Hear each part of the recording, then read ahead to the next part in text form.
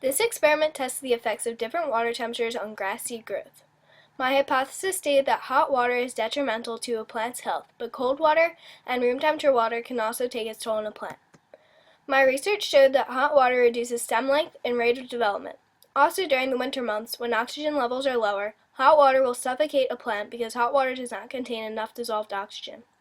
In some cases, hot water can speed up the process of photosynthesis, which is the making of sugar and oxygen. But eventually the hot water will destroy the enzymes in the plant, and the process will slow or stop altogether. When the plant can no longer create its own food, it will die. Although hot water is the most damaging towards plants, cold water can also lessen a plant's viability. Cold water reduces the speed of the germination process, which is the speed at which a plant develops. This will result in stunted growth. Plants can also go into shock from receiving too much cold water and will no longer be able to absorb water and will die. Unlike hot water, cold water can be beneficial towards plants. Cold water contains salt, which will make plants immune to diseases. It also contains more dissolved oxygen, so it would be better for plants in the winter.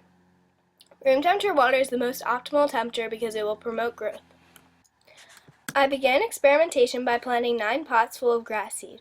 I watered every 3 pots with 2 cups of water every other day for 20 days. I observed that hot water was indeed detrimental to plant growth, proving my hypothesis to be correct. At first, the hot water did little damage, but by day 6 the grass started to flatten. By day 9 it started to yellow, and by day 14 it was almost completely dead. The grass that received cold water was doing fine up to day 11, when the germination process began to slow and growth was stunted. The grass receiving room temperature water did really well and was very healthy. By day 20 it measured 17.75 centimeters. As you can see in the graph, this grass was superior to the other grasses in height and health. My experiment proves that it is important to know how different temperatures affect plant growth in order to preserve the environment.